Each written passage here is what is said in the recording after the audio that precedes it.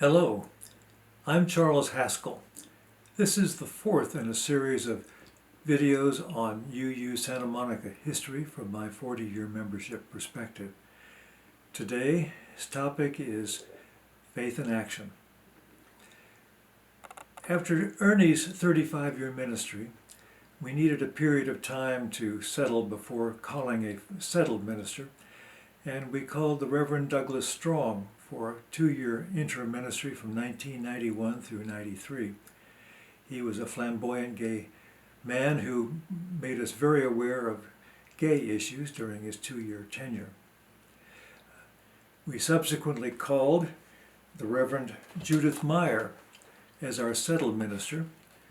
Judith was a graduate of the Harvard School of Divinity and had worked at UUA in Boston.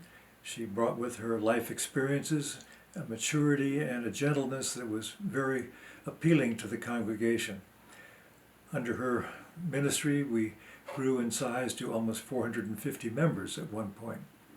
Initially, she was comfortable with the programs that existed, but she became more and more concerned during the latter half of her ministry that we didn't have social justice managed as an integral part of the church.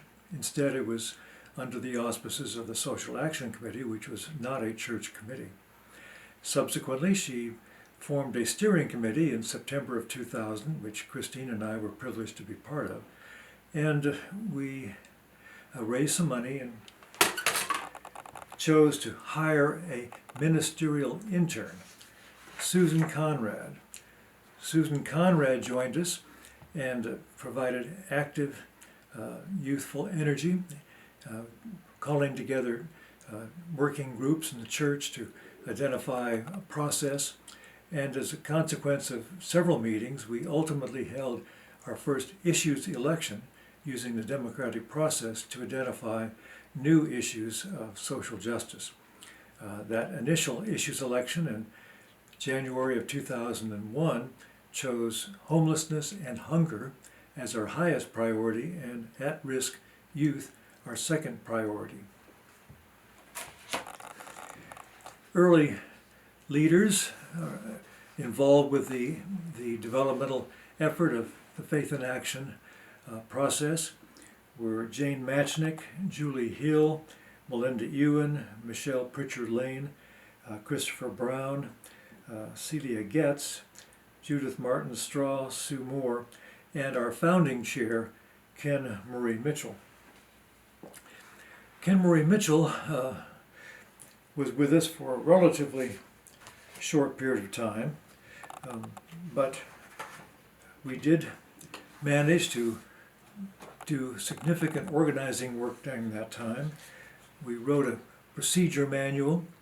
We created a Faith in Action logo with the chalice, and we got started on some of the early efforts with homelessness and hunger and with at-risk youth.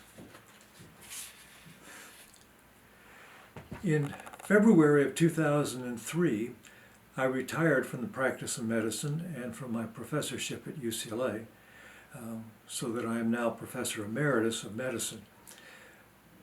As a newly retired man, I had time, and with Ken Murray Mitchell leaving the congregation, the commission asked me if I would undertake leadership as chair.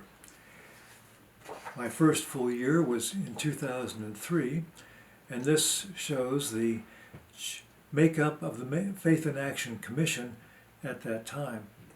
We had an executive committee consisting of myself, and at the time I was a member of the board, so I provided board liaison. We also had Kathy Gentili working on economic justice. We had Ron Crane bringing expertise on BGLT issues, and S.J. Guidati, who had taken over the Peace and Civil Liberties Committee from my leadership when I had taken on chairmanship of the Faith in Action Commission. Other active people included Eleanor Egan, our liaison with the UU United Nations office in New York. We had liaison with the UUSC and with the Women's Alliance. And at-large members included Christine Haskell, Pat McGuire, and Marguerite Spears.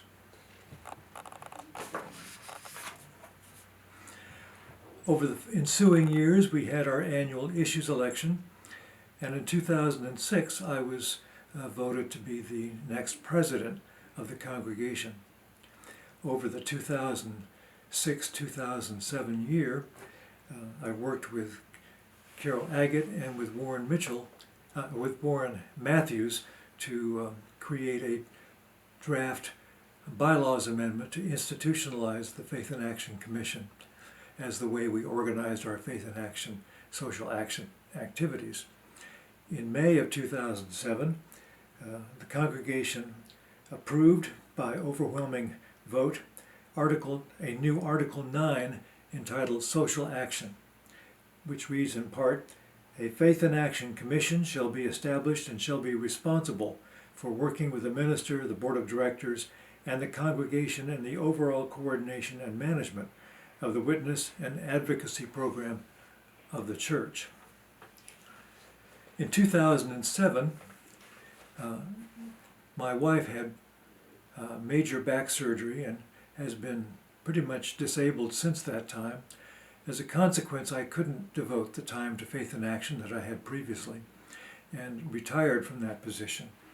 We were very fortunate to have Peggy and Rick Rhodes in the congregation at that time. They were very experienced advocates for social justice issues, had marched on various causes, and over their following few years, their able leadership led to the further growth of Faith in Action as an activity in the church.